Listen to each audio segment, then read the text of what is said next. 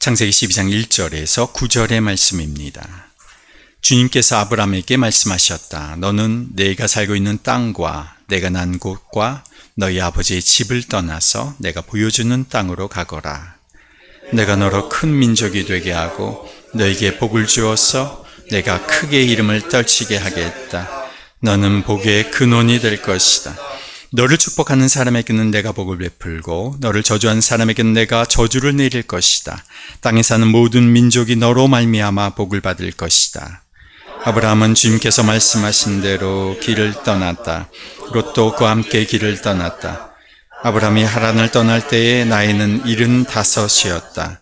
아브라함은 아내 사레와 조카 롯과 하란에서 모은 재산과 거기에서 얻은 사람들을 거느리고 가나안 땅으로 가려고 길을 떠나서 마침내 가나안 땅에 이르렀다.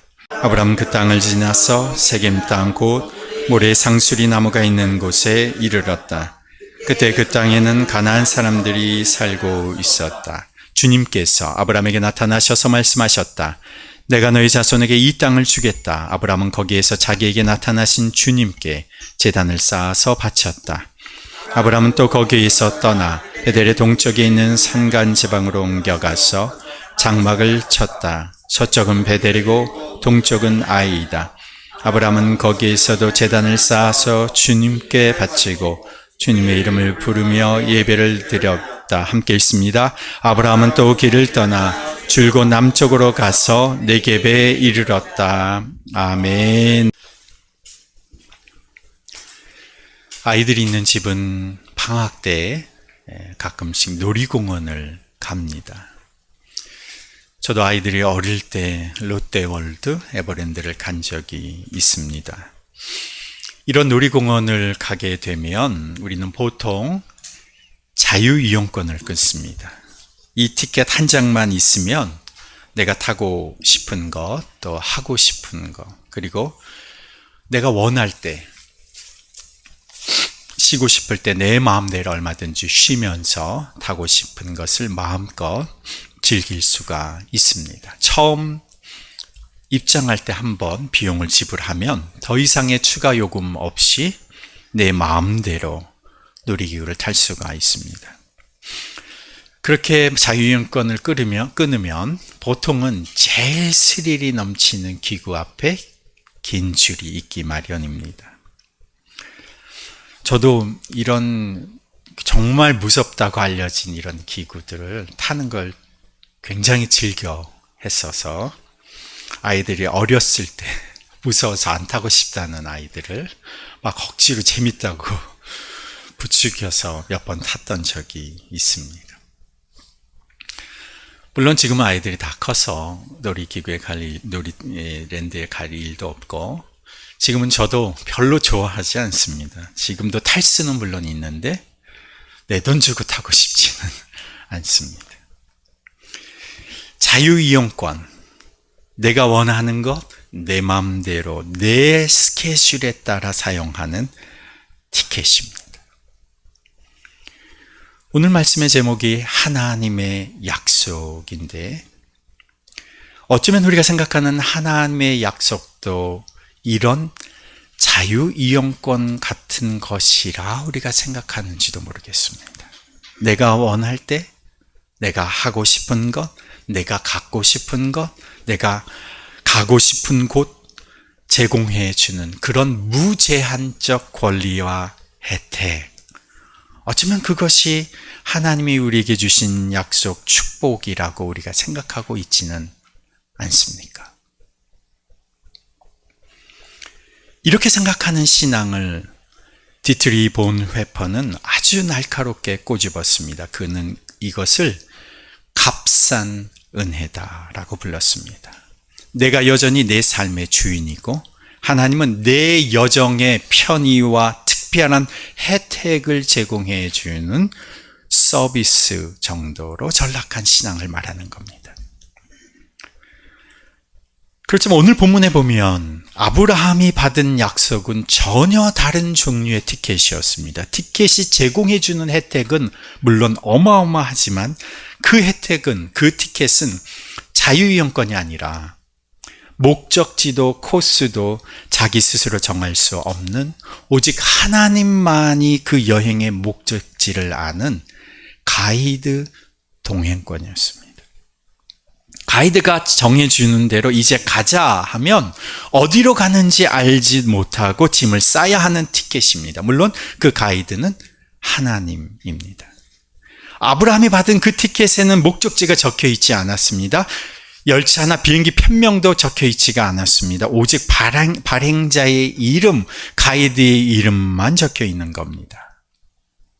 그리고 티켓에 이렇게 적혀 있는 거죠. 내가 너에게 보여줄 땅으로 가라. 아브라함은 목적지가 어딘지도 모른 채 그 티켓을 발행하신 분만 믿고 짐을 쌌습니다. 내 마음대로 휘두를 수 있는 권리가 아니라 주인에게 내 삶의 운전대를 통째로 맡겨야 되는 값비싼 티켓을 받은 것이죠.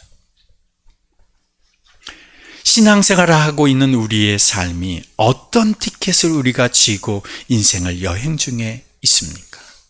자유 이용권인가요? 아니면 가이드 동행권인가요?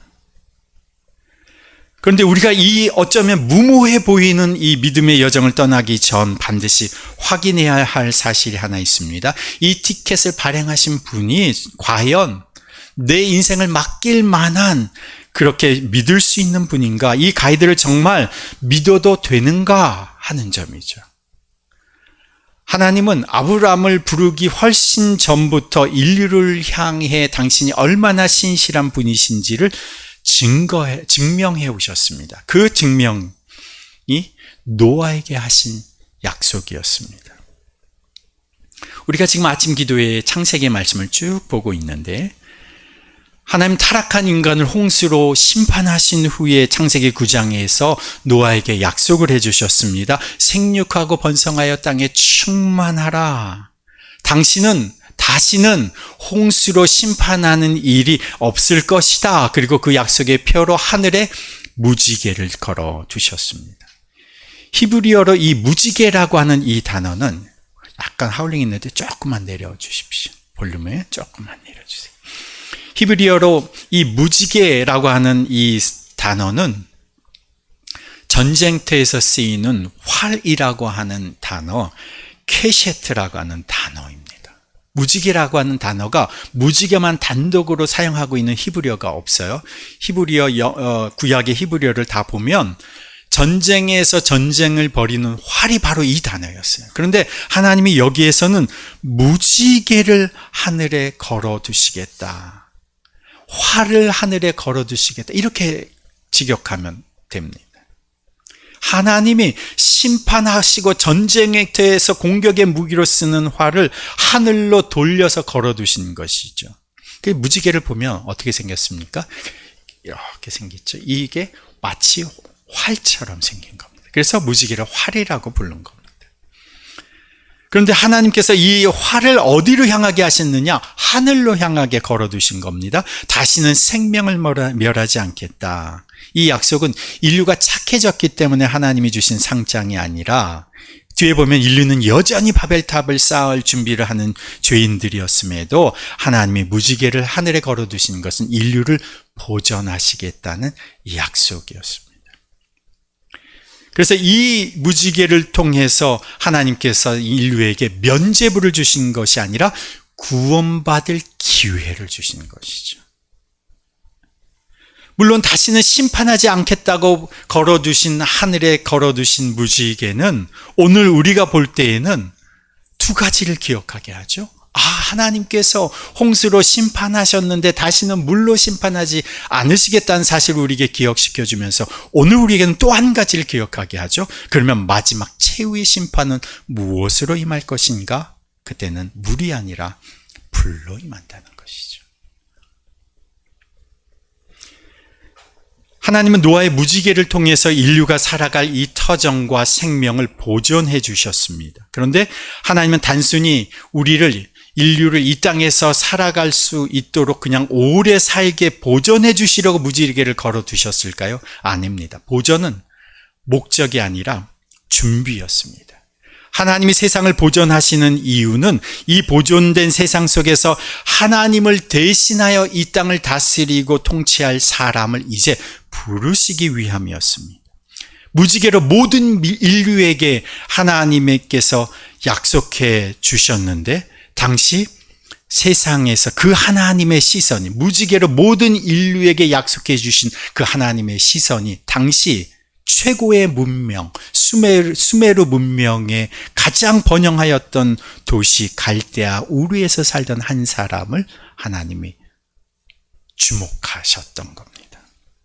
그가 누굴까요? 오늘 본문에 나오는 인물입니다. 창세기 12장 2절 3절 2절 3절 우리 다시 한번 읽어봅니다. 시작. 내가 너로 큰 민족이 되게 하고 너에게 복을 주어서 너희가 크게 이름을 떨치게 하겠다. 너는 복의 근원이 될 것이다. 너를 축복하는 사람에게는 내가 복을 베풀고 너를 저주하는 사람은 내가 저주를 내릴 것이다. 땅에 사는 모든 민족이 너로 말미암아 복을 받을 것이다. 하나님께서 아브라함을 주목하시고 그리고 그에게 놀라운 축복의 약속을 베풀어 주십니다. 근데 오늘은 제가 이 축복의 약속의 내용을 살펴보려고 하지 않습니다. 하나님이 이 축복의 약속을 주시기에 앞서서 그에게 요구하신 것이 있죠. 1절에 보시면 1절에 너는 내가 살고 있는 땅과 내가 난 곳과 너희 아버지의 집을 떠나서 내가 보여주는 땅으로 가거라. 무지개가 모든 사람 그리고 동물에게까지 미치는 약속이었다면 이제 하나님의 약속은 한 사람에게 주시는 구체적인 복의 약속으로 그리고 그에 앞서서 무엇으로? 요구로 바뀌었습니다. 위대한 복을 약속해 주시면서 하나님께서 한 사람 아브라함을 지명하여 부르시면서 뭐를 요구하시냐? 너는 떠나라. 무엇을 떠나라고 하십니까? 1절에 주님께서 아브라함에게 말씀하셨다. 1절 함께 읽습니다. 너는 내가 살고 있는 땅과 내가 난 곳과 너희 아버지의 집을 떠나서 내가 보여주는 땅으로 가거라. 내가 살고 있는 땅, 너를 지탱하던 삶의 터전을 말하는 겁니다. 내가 난 곳, 너의 정체성을 형성한 출신 그 지역 공동체를 말하는 겁니다. 개역개정 성경에는 여기를 친척이라고 되어 있죠. 친척. 이 단어, 이 내가 난 곳, 이 히브리어 단어를 보면 두 가지 의미가 다 있습니다. 출생지와 가족, 혈통, 이 두 가지 의미가 다 있어요. 여기에선 내가 난 곳, 너의 정체성을 형성하는 그 지역 공동체를 말해요. 그게 곧 친척인 거죠. 너의 아버지의 집을 떠나라. 네가 마지막까지 의지하고 있는 그 보호로부터 떠나 경제적으로, 심리적으로, 정서적으로 가장 안전한 보호 영역 그곳을 떠나 내가 보여줄 땅으로 가라.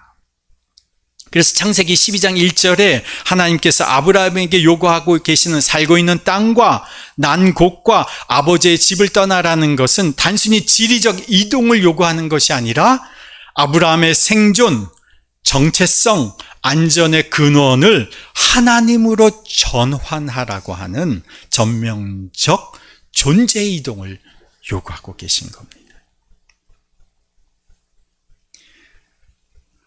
아브라함에게 주시는 복의 이 약속은 네가 지금 누리고 있는 것을 유지하면서 하나님의 복을 더해 주시겠다라고 하는 이런 값싼 은혜가 아니라는 겁니다.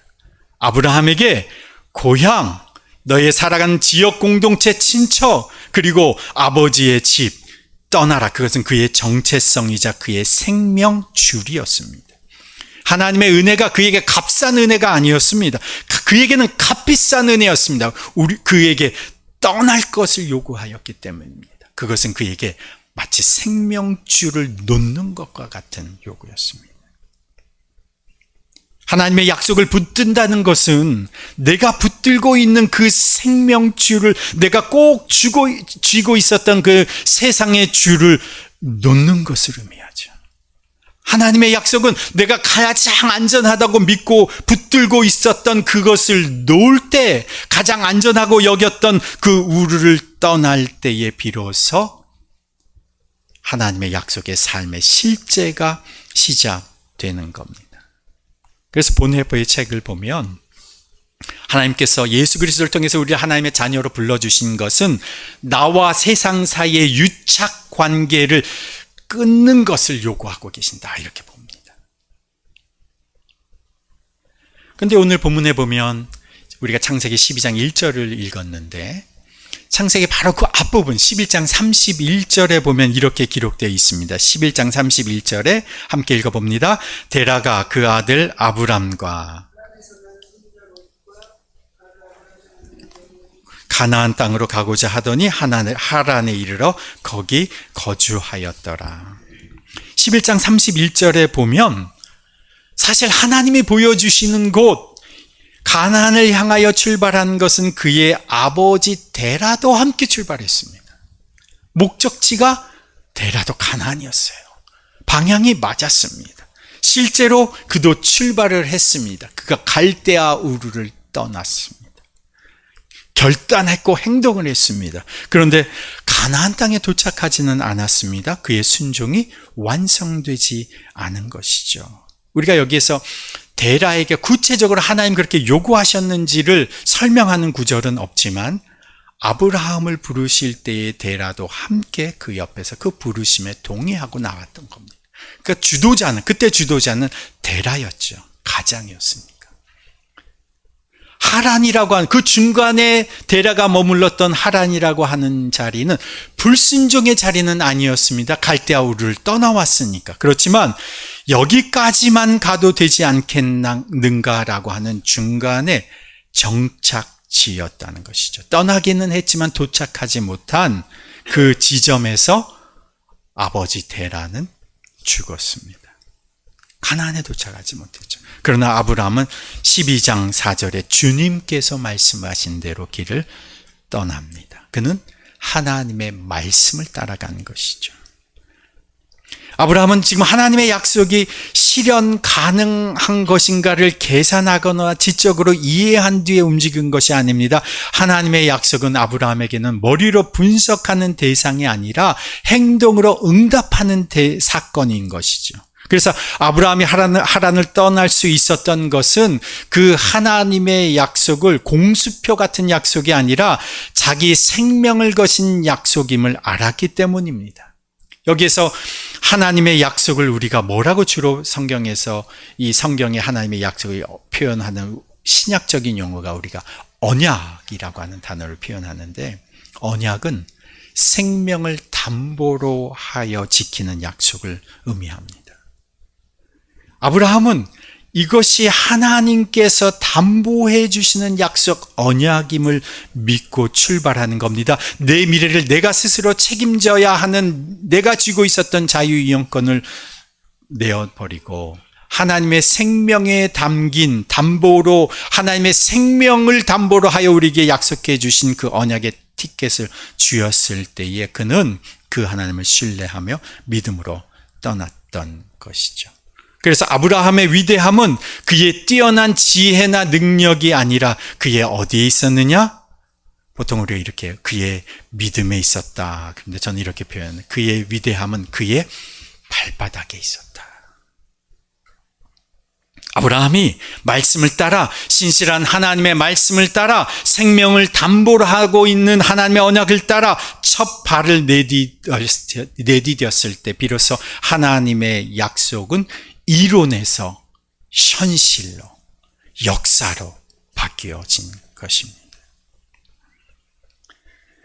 그리스도의 삶은 약속의 이유를 묻고 거기에 동의해서 시작되는 것이 아니라 약속의 그 주체를 신뢰하고 따라가기 시작하는 겁니다. 아브라함은 자신의 생명줄을 놓고 하나님을 선택했습니다. 그리고 아버지 데라와는 다른 선택을 하여서 말씀하신 대로 길을 떠나서 그가 오늘 본문 5절에 보면 어디에 도착하느냐? 가나안 땅에 도착합니다. 그가 처음에는 어디로 떠났는지를 몰랐지만 하나님께서 5절에 가나안 땅에 도착했을 때 6절에 보면 가나안의 세겜에 이르렀을 때에 하나님이 그에게 나타나셨습니다. 이 세겜은 가나안 땅입니다. 그때 하나님이 뭐라고 말씀하시느냐? 7절 8절의 말씀을 보시면 7절 말씀 8절에 하나님이 가나안 땅 세겜에서 그에게 말씀하신 부분입니다. 7절 8절 함께 있습니다. 주님께서 아브라함에게 나타나셔서 말씀하셨다. 내가 너희 자손에게 이 땅을 주겠다. 아브라함 거기에서 자기에서 나타나신 주님께 제단을 쌓아서 바쳤다. 아브라함은 또 거기에서 떠나 베델의 동쪽에 있는 산간 지방으로 옮겨가서 장막을 쳤다. 서쪽은 베델이고 동쪽은 아이이다. 아브라함은 거기에서도 제단을 쌓아서 주님께 바치고 주님의 이름을 부르며 예배를 드렸다. 아브라함이 가나안 땅에 이르렀을 때 하나님 그에게 나타나셨습니다. 그리고 그에게 뭐라고 말씀하시냐? 이 땅을 너와 네 자손에게 주겠다. 하나님이 이제 아브라함에게 주신 땅이 어디인지가 분명해졌습니다. 어디입니까? 가나안입니다. 목적지가 밝혀졌습니다. 여기구나. 그런데 문제는 하나님이 보여주신 땅에 그들이 갔는데 거기에 이미 정착해 있는 사람들이 있었던 겁니다. 가나안 정착민들이 이미 자기 성을 쌓아놓고 이방인인 아브라함과 그의 가족들을 적대시하는 겁니다. 텐트 칠 자리가 없는 거예요. 밀어내니까. 그곳에서 아브라함이 무엇보다 먼저 한 일이 무엇입니까? 나를 보호할 성을 쌓는 것이 아니라, 하나님께 불평을 하는 것이 아니라 그가 가장 먼저 한 일은 제단을 쌓는 일이었습니다. 세겜에서 하나님이 나타나셔서 이 땅을 너에게 주겠다 말씀하셨지만 이미 정착해 있는 사람들이 그들에게 텐트를 칠 자리조차 내주지 않았습니다. 그러나 그는 가장 먼저 제단을 쌓고 예배를 드리고는, 그리고는 어떻게 합니까? 옮겨야 했습니다. 남쪽으로 내려갑니다. 이번엔 베델 근처의 산간 지방으로 갑니다. 평평한 지역엔 다리 자리를 잡고 있으니까 산간 지방으로 좀 올라가면 거기에는 자리가 비어 있겠지. 거기에서 하나님을, 제단을 쌓고 하나님을 예배합니다. 그런데 거기에도 사람들이 있는 겁니다. 이미 그곳에 사람들이 자리를 잡고 있습니다. 더 남쪽으로 내려갑니다. 가나안이 하나님이 주신 땅은 맞지만 아직 아브라함은 유목민처럼 텐트를 치며 한 군데 정착하지 못하고 지금 계속 뭐 하고 있습니까? 이동하며 살아가고 있는 겁니다. 그런데 그 이동하는 중에 아브라함이 한 것이 무엇이냐? 제단을 쌓았다는 것이죠. 아브라함이 가는 곳마다 제단을 쌓은 것은 세상의 가치관이 가득한 그 가나안의 한복판에서 자기가 누구인지를 드러내는 표시였습니다. 그는 이 제단을 쌓으면서 하나님의 깃발을 그것에 꽂는 거죠. 아브라함에게 주신 약속, 내가 너에게 이 땅을 너에게 주겠다고 하는 그 약속을 그 아브라함은 받았습니다. 그는 텐트 칠 자리조차 없었지만 그것에 무엇을 꼽습니까? 제단을 쌓음으로, 예배로 하나님의 깃발을 꼽는 겁니다. 오늘 살아가는 그리스도인들도 마찬가지입니다. 우리가 살아가는 세상의 한복판에서 우리가 누구에게 속해 있는가? 우리에게 하나님이 주신 언약이 무엇인지를 무엇으로 확인하게 되느냐? 우리가 드리는 예배를 통해서 확인하고 고백하게 되는 겁니다. 세상 한가운데서 나는 하나님에게 속한 존재임을 드러내고 하나님의 깃발을 꽂는 그 행동이 바로 우리의 예배입니다. 이 예배를 통해서 하나님이 하나님의 백성에게 주신 약속이 확인되고, 그리고 우리 안에 계신 성령을 통해서 우리 안에 이 하나님의 약속이 확증되는 겁니다. 보이지 않아도, 눈에 보이지 않아도 성령을 통해서 하나님이 주신 약속이 우리의 영에 확증되는 거죠. 이게 우리가 드리는 예배입니다. 요즘에 가만히 보면요, 중요한 시험들은 다 주일에 봐요. 중요한 데드라인이 다 주일에 있어요. 그런데도 불구하고 중요한 모임이 있음에도, 중요한 시험이 있음에도 그것을 포기하고 나는 주일 예배 드리고 갑니다 라고 말할 수 있는 것은, 나는 무엇이 내게 중요한 것을, 나는 누구에게 속한 백성인 것을 세상 한가운데서 깃발을 꼽는 겁니다. 하나님이 놀라운 복을 아브라함에게 주셨습니다. 약속을 주셨습니다. 그러면 오늘 내게 주신 약속은 무엇인가? 갈라디아 3장 9절에 한번 따라해 볼까요? 그러므로 믿음에서 난 사람들은 믿음을 가진 아브라함과 함께 복을 받습니다. 믿음에서 난 사람들은 믿음을 가진 아브라함과 함께 복을 받는다. 오늘 우리가 아브라함을 믿음의 조상이라고 부릅니다. 예수 믿는 사람은 아브라함과 함께 아브라함의 복을 받는 겁니다. 아브라함에게 주신 약속을 우리도 받는 겁니다. 우리도 아브라함에게 주신 너는 복의 근원이 될지라 우리에게도 주시는 약속인 겁니다. 우리를 통해서 모든 이들이 복을 받는 그런 약속이 우리에게 주어져 있는 겁니다. 이 약속은 우리에게 아브라함처럼 동일하게 요구하는 겁니다. 내가 머물고 있는 하란에서 떠나 예수를 따를 것을 요구하는 겁니다. 그 부르심에 즉각적으로 무엇으로 순종하여? 발바닥으로 순종하여야 그 약속이 유효해지는 겁니다. 그 우리 인생의 여정마다 제단을 쌓는 예배의 삶으로 확인되고 확증되는 겁니다. 이것이 바로 아브라함의 후손이자 예수의 제자로서 우리가 걸어가야 하는 믿음의 길인 겁니다. 아브라함은 하나님의 약속 그 하나를 붙들고 약속한 땅으로 떠났습니다. 그런데 제자의 길은 떠나는 것만으로 완성되지 않습니다. 떠난 후에 이제 어떻게 사느냐가 더 중요합니다. 만약 아브라함의 후손들이 가나안 땅에 들어갔는데 그곳 사람들과 똑같이 우상 숭배하고 똑같은 세상의 가치관으로 살아간다면 그들이 과연 하나님의 백성으로 불릴 수 있겠습니까? 하나님은 약속을 받은 백성이 세상 속에서 어떻게 살아가야 하는지를 구체적인 삶의 방식을 알려주십니다. 그것이 모세에게 주신 언약입니다. 제가 노아의 이야기를 언급을 했습니다. 아브라함의 이야기를 언급을 했어요. 지금 모세를 언급합니다. 약속을 받은 백성이 이제 어떻게 살아가야 하는지 구체적인 삶의 방식, 노아에게 주신 율법입니다. 시내산에서 모세와 언약을 맺으신 하나님께서 그 모세를 통해서 이스라엘 백성들에게 율법을 주신 것은 그 가나안이라고 하는 그 거친 세상 속에서 너는 하나님께 속한 백성이다라고 하는 것을 보여주는 거룩한 옷을 주신 겁니다. 이 옷을 입고 살아라. 구별되게 살아라. 우리가 세상이 미워할 때 같이 미워하고 세상이 탐욕을 부릴 때 같이 탐욕을 부린다면 우린 세상과 구별되지 않습니다. 그런데 거룩한 율법을 받은 하나님의 백성, 거룩한 유니폼을 입은 하나님의 백성은 하나님의 방식대로 살아가는 거죠. 군인의 옷을 입은 사람은 군인의 법을 따르는 겁니다. 거룩한 하나님의 구별된 옷을 입고 살아가는 사람은 하나님의 방식대로 살아가도록 하려고 그 옷을 주신 겁니다. 그래서 하나님께서 모세를 통하여 약속하시고 율법을 주신 것이죠. 그렇지만 사람들은 이 모세의 율법 앞에서 좌절할 수밖에 없었습니다. 하나님의 그 거룩한 기준을 가지고 지켜보려고 막 애썼는데 우리 힘으로는 도저히 다 지킬 수가 없었기 때문에 그렇습니다. 이 거룩한 유니폼을 입고 살아가다 유니폼이 너무 무거워진 겁니다. 그래서 자꾸만 그것을 벗어던지고 싶어진 거죠. 이 율법이라고 하는 약속은 우리에게 요구하시는 거룩한 삶의 수준이 얼마나 높은 것임을 우리에게 깨닫게 해 주었고 동시에 우리가 그것을 도달할 수 없는 우리의 무능함도 깨닫게 해 주었습니다.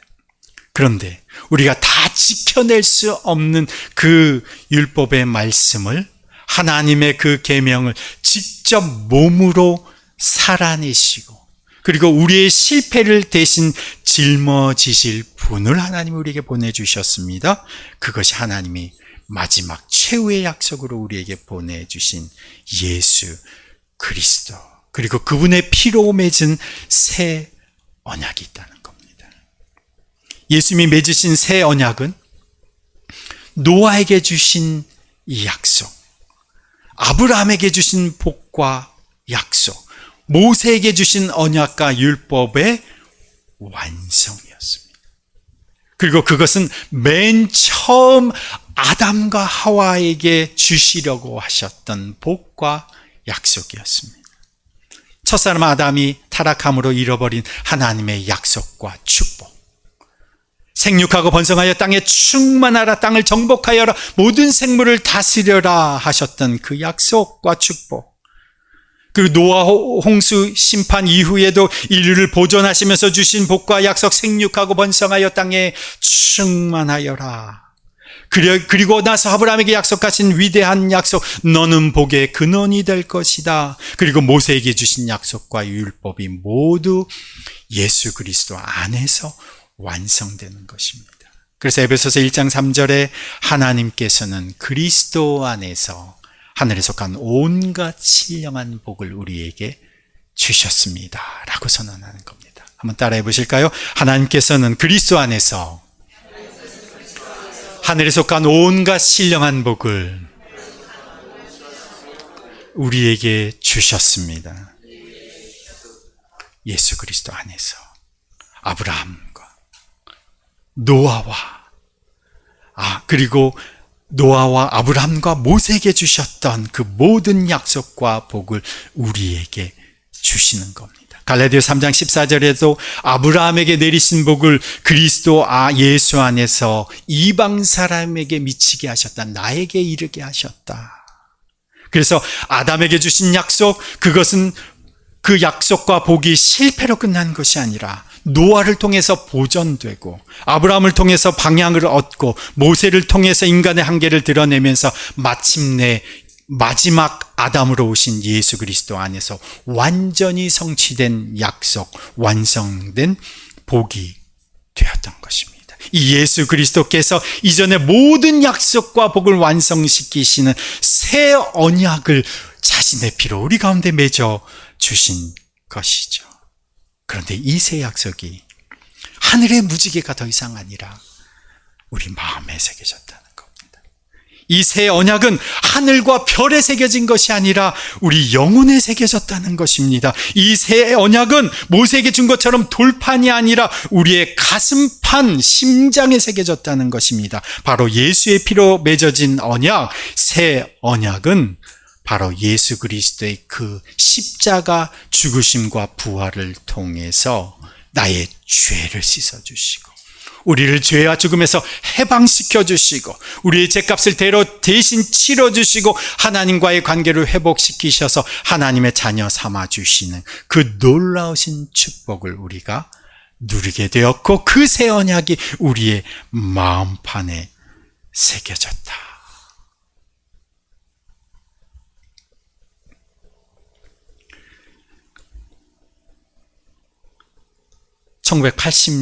1890년대 북극을 처음 탐험하기 시작하였고 인류 최초로 북극점에 도달하였던 미국의 탐험가 로버트 피어리라고 하는 탐험가가 있습니다. 그의 탐험 기록에 보면 흥미로운 일화가 하나 있습니다. 그가 북극점을 향해 나갑니다. 북극점을 정복하려고 가장 북극에 있는 그 점을 정복하려고 북극을 계속 향하여 점을 향하여 탐험하던 중에 아주 기이한 경험을 합니다. 분명히 팀원들과 함께 하루 종일 북쪽을 향해서 쉬지 않고 달려서 텐트를 치고 이제 거기에서 위치를 확인하는데 밤에 위치를 체크해 보니까 하루 종일 달렸는데 어제보다 더 남쪽으로 내려가 있는 겁니다. 처음에는 나침반이 고장난 줄 알았습니다. 그런데 알고 보니 원인은 엉뚱한 데 있었습니다. 그들이 달리고 있던 어마어마한 빙하, 큰 섬보다도 더 큰 이 빙하 자체가 강한 해류에 밀려서 조금씩 남쪽으로 흘러가고 있었던 것이죠. 그들이 빙하 위에서 북극점을 향해 하루 종일 열심히 땀 흘려 달려도 그들이 발을 딛고 있는 바닥이 남쪽으로 계속 흘러가니까 밤에 체크를 해보면 원래 출발했던 곳보다 남쪽으로 가 있었다는 것이죠. 우리 인생이 어쩌면 이와 같습니다. 세상이라고 하는 거대한 빙하 위에 서서 내 힘과 내 계획이라고 하는 이 자유이용권을 티켓으로 삼아서 열심히 북쪽으로 달려보지만 세상의 해류는 나도 모르게 우리를 허무와 제약의 남쪽으로 끌어내리는 겁니다. 내 의지로 아무리 발버둥 쳐봐도 내 발밑의 빙하를 이길 재간이 없는 겁니다. 그때 우리에게 필요한 것은 더 빠른 썰매가 아니라 그 빙하를 움직이는 해류보다 더 강한 성령의 바람을 타는 것입니다.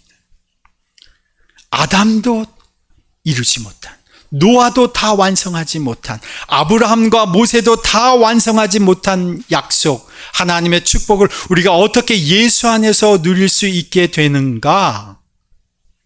성령을 통해서 가능하다는 겁니다. 갈라디아 3장 14절에 아브라함에게 내리신 복을 그리스도 예수 안에서 이방 사람, 바로 우리에게 미치게 하시고, 3장 14절이 이렇게 얘기합니다. 우리로 하여금 믿음으로 말미암아 약속하신 성령을 받게 하시려는 것이다.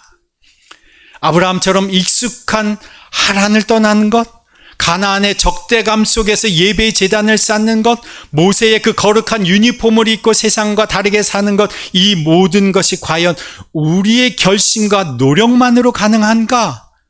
성경은 우리에게 분명히 말합니다. 이는 힘으로 되지 아니하고 능력으로 되지 아니하고 오직 나의 영으로 되느니라. 성령님은 우리를 하란에서 떠날 수 있는 동력을 제공해 주시는 겁니다. 우리 힘으로는 정든 하란, 안락한 의자를 결코 떠날 수가 없는데, 오직 주의 영이 우리의 동기가 되실 때, 우리의 동력이 되실 때, 우리는 비로소 세상의 주를 놓아버리고 주님의 약속을 향해 발을 뗄 수 있는 그런 용기를 얻게 되는 겁니다.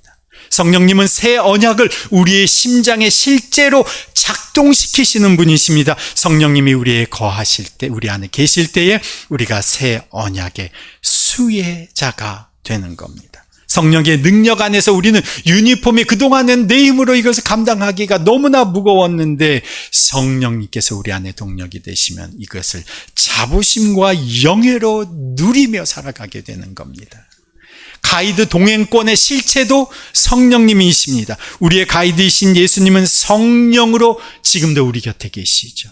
이번 한 주, 우리가 한 주를 살아갈 때 막막하고 가야 할 목적지가 보이지 않아서 두려울 때가 있지 않습니까?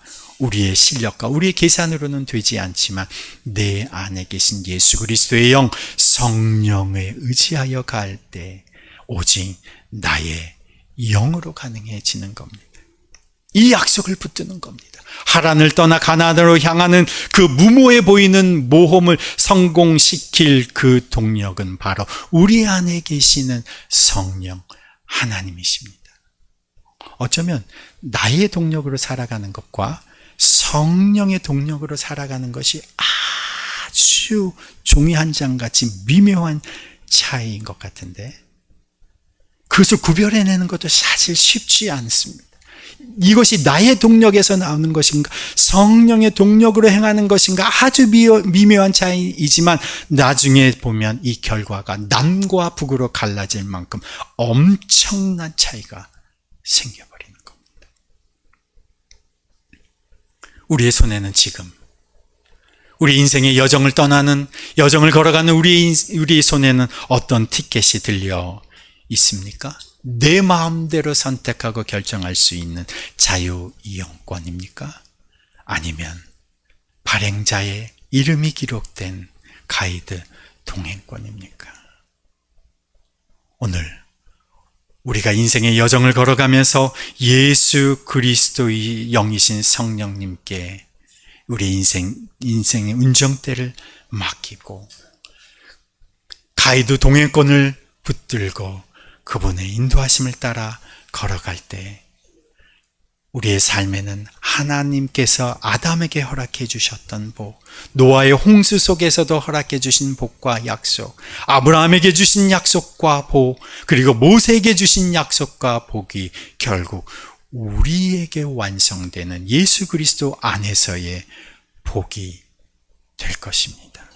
그 신실하신 가이드 주의 영을 따라서 오늘도 하란을 떠나 약속의 땅으로 당당히 걸어가는 저와 여러분이 되시기를 주님의 이름으로 축복합니다.